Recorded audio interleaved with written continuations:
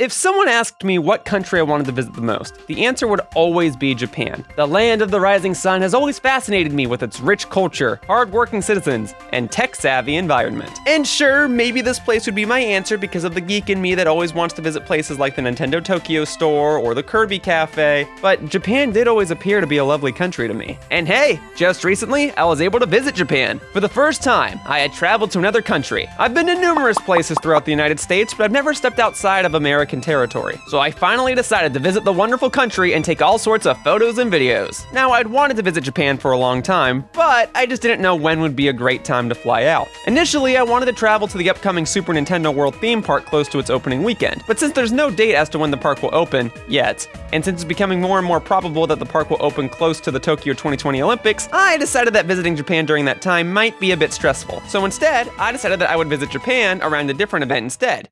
EVO Japan 2020.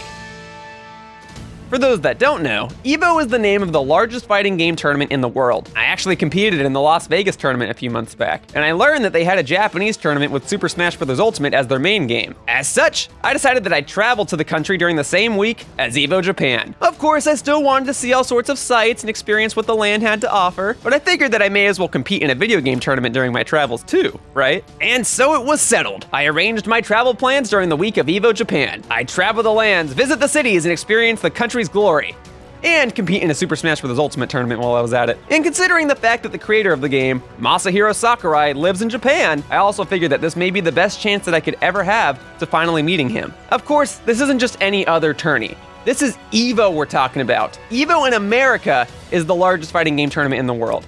And now we're gonna be centralized in Japan among many talented Japanese players? This might just be my toughest tourney yet.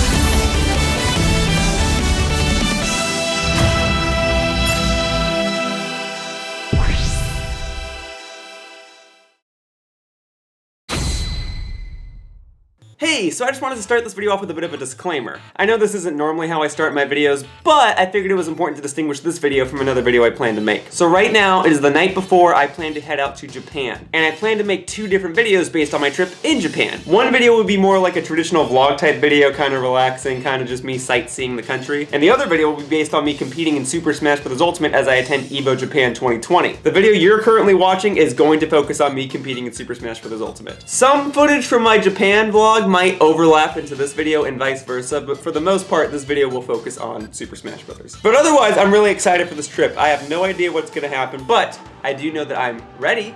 I've got my Yoshi hat. I got my passport updated. I got my translations, and I got my Umbreon looking Nintendo Switch. So I am gonna get to sleep, and I'm gonna get ready for my flight, and we're gonna see what happens as I attend another country for the first time. Woo! In case you guys don't know, I'm not all too skilled at Super Smash Bros. Ultimate. I have a few decent scores under my belt, but I don't have any truly noteworthy results. But let's break things down a bit. I live in Los Angeles, which means that I commonly compete in the SoCal region of Smash tourneys. All things considered, the SoCal region is pretty stacked with top-level players. In a way, that's good, as that means I can better practice as I learn from higher-ranking players. And plenty of other players from other regions commonly compete in the SoCal region anyway. But Japan is perhaps even more skilled. Players from Japan have flown to America and powered through American players with relatively niche characters. When a Japanese player becomes popular in America, then you know that the Japanese player is doing something properly. And the thing is, that's only referring to Japanese players that travel. Who knows what other players exist in Japan that have absurd skill sets and yet don't have the funding to venture to other countries. But in a way, that makes me excited. I'm excited to see how different Japan can be at this game. So in preparation for this trip, I competed in a fair share of local tourneys in the SoCal area. And admittedly, I placed fairly decently at them. At least for what I normally rank. Basically, I placed decently compared to my typical playstyle. I wound up going 2-2 at many events, several times in a row in fact. That might not be a great rank to some, but to me, I don't normally get 2-2 scores. So this definitely boosted my confidence, and this was the best thing I could do to really prepare for my trip. And so I even piled up the amount of local tourneys I would normally enter. And after competing in local tourney after local tourney, I did all that I could in order to practice against a fair share of competitive players. The odds were still against me, but I did what I could. Now it was time to finally head to Japan and prepare for my first trip in another country.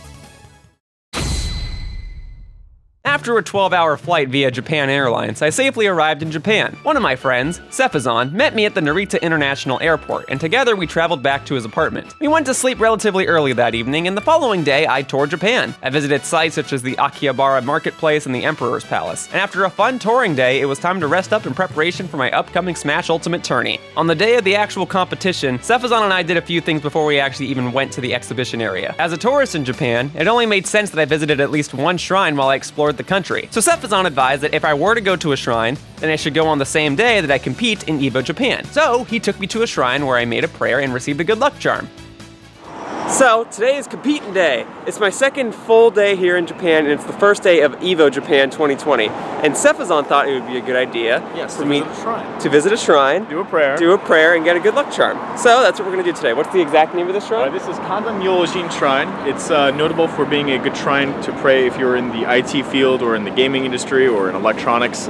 I am in the gaming industry, so that works out. Very special omamori, so lucky amulet, a lucky charm, if you will. It's very creative, and it's sort of in the shape of an electric circuit, or a circuit board as it is. Cool. And we're gonna do a purification ritual. We're gonna show you how that's done. We're gonna do a prayer ritual, and then we're gonna get his amulet. Okay, well, it's a good way to start off the day because it's about 6 hours till I actually compete. So we may as well get some good luck in here, right? And if nothing else, I want to visit a shrine. So okay. So Sefazan and I just went inside the shrine. We rinsed our hands, we made our prayers, and then I got myself a good luck charm, which I put at the bottom of the backpack. Oh, come on. Thank you. There you go. So that's my good luck charm. And then we also got some refreshments. So I got orange juice. I'm gonna have so much orange juice on this trip, but I like orange juice, so it's fine. He's gonna have more orange juice. More orange juice. Orange juice tips for Dora. Anyway. I didn't film much inside the shrine. I got 1 or 2 B-roll shots, but I wanted to be respectful because there are people there that are actually stressed out praying for better conditions. So I filmed what I was allowed to film, and then I walked out. Now, train ride to EVO? Yep. All right, let's do it. So I was able to visit a shrine while I was in Japan. And with my prayers out of the way, it was finally time to head to the exhibition hall where EVO Japan would be held. After traveling along various subways and buses, I finally arrived at the venue. All right, well, Sefazan and I took a nice train ride and then a nice bus ride, and now we're here in Chiba. Yep, this is Chiba. This is Thousand Leaves. Yeah, we're heading to a stadium, Mesa International Stadium, something like that. That's close enough. Okay, we're gonna go. I don't come to Chiba often. I'm gonna compete in EVO. Seth's thankfully gonna go with me to make sure I don't get lost. I'm gonna eat and speak Japanese. We're gonna grab food. Yeah. This is, I guess that's the building. We hope it's the building. It looks like a big enough building. I guess like a train goes out of it or something. I don't know. Stuff happens. Yeah, it's a big building. It seems a little too big to be for EVO Japan, but whatever. It's a nice enough looking city. So here, I'll start walking backwards. Actually, this is a pretty shot. Don't get me wrong, but this is where we're headed. So I'll walk backwards for a little bit, psych out my viewers a bit. So yeah, EVO Japan day, baby. Oh, you know what I probably should do? What? Put my Yoshi hat on. When? Not yet. Not yet? Okay, we'll wait till we get to the front of the...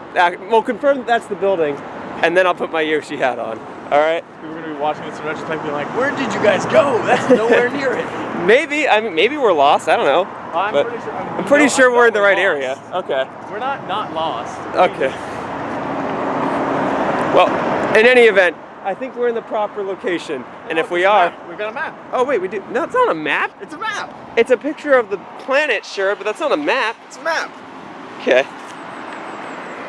All right, well, if this is the correct location, then it's competing time, baby, and if it's not the correct location, then it's... Let's go. It's location time. Place. We'll find it. Woo! I think we're in the correct place, and if we are in the correct place, which we should be, it's time to exchange this.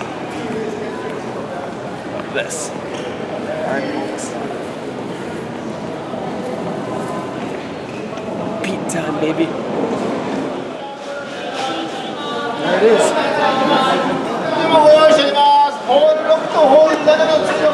For better or for worse, my match was in the evening. So I guess for this day, I did any other tasks that I needed to do before I competed. The only unfortunate thing was that I was unable to find a place to practice some Smash matches beforehand. And I also wasn't really able to get any B-roll of other matches while I was at the venue, as other players typically don't want their faces to be caught on camera unless they're on stream. So out of respect, I mostly kept my camera away until it was time for me to compete. And the time for me to compete had come.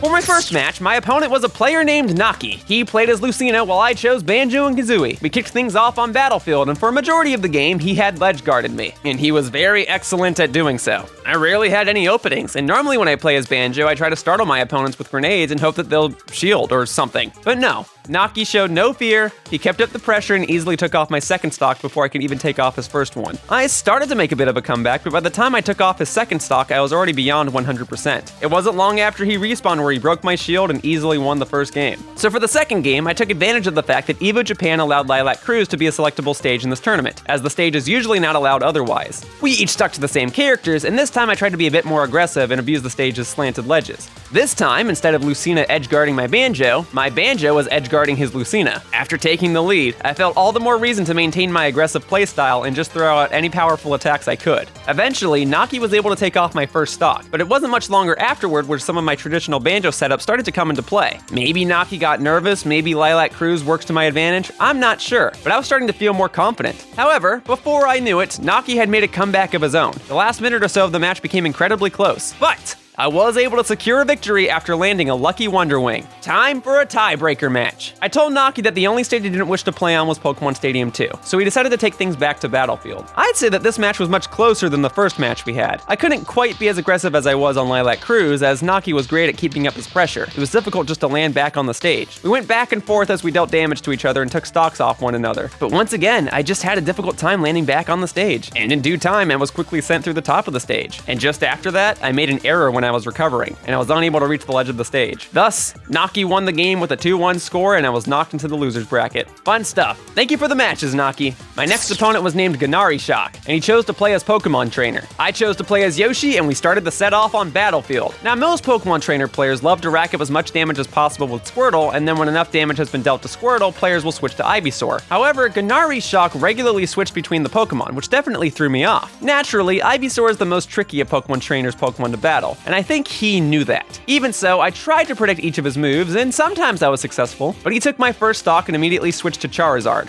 Luckily, I quickly returned and got my revenge on the giant lizard. The next portion of the match had us playing both a bit more defensively. I eventually did land an up air that defeated my opponent's Ivysaur and took off his second stock. And upon his return, he immediately chose to skip straight past the other Pokemon and use Ivysaur again. I kept trying to grab the Ivysaur, but I was often unsuccessful. I kept trying to go for game-ending blows, and that ultimately led to Ganari Shock taking my second stock. Even so, he stuck to Ivysaur, and he quickly racked up damage on me. I managed to finally find an opportunity, and thus I landed an up smash and defeated the Ivysaur once again, which allowed me to win the first game. For the following game, Ganari Shock chose to go to Lilac Cruise, and we used the same characters. The game started off fairly close as we both tried to find our proper footing, but I was able to take the lead after landing a reversed side smash. He then played the next part of the match as Charizard in an attempt to swiftly take off my stock and tie up the game. I wasn't going to let him tie things up so quickly, so I tried to take advantage of Charizard's size. I was able to land some decent attacks before finally losing my stock, and once I did so, I came back with a vengeance. I kept up my pressure, and although it took some time, I took out my opponent's next stock while hardly taking any damage. With a decent lead on my hands, I felt much more confident, and I just tried to perform any tactics or combos that I knew. And finally, I was able to win the game after eating my opponent and turning him into an egg. Thus, by the time he broke out of the egg, he was just too far away from the stage. And if he couldn't recover as Charizard, then he wouldn't be able to recover as any of the other Pokemon. And with that, I moved on to the next round of the loser's bracket. Thank you for the matches, Ganari Shock. My next opponent was named Kuria, and much to my surprise, he chose to play as Rosalina and Luma. Rosalina has got to be one of the characters that I see the least in competitive play, so suffice to say I hardly had any clue as to what I was supposed to do during this matchup. Even so, we kicked things off on Pokemon Stadium 2. I figured that the best course of action was to knock Rosalina's Luma off the stage anytime I had the opportunity. Despite the fact that I defeated the Luma many times with relative ease, Rosalina was still able to land many sneaky dash attacks, whose hitboxes definitely psyched me out. Then, once the Luma respawned, Kuria was able to knock me off the stage, and with no fear, he went for a down air attack and took off my first stock. I opted to be a bit more cautious on the second stock, and I still took out the Luma any chance I could. Still, Korea was fearless, and he'd still use Rosalina's dash attacks to keep me at bay until the Luma returned. I just didn't know what to do. Next thing I knew, I was at a huge disadvantageous state. Korea quickly turned things around and took off my second stock as I was recovering. I was able to land a ground pound and finally take off one of Rosalina's stocks, and after that, I decided to rush her down as much as I could, but again, Korea had no problem just tapping me with more basic attacks until that Luma respawned. And alas, the game had ended after I was knocked off the stage and Rosalina edge-guarded me.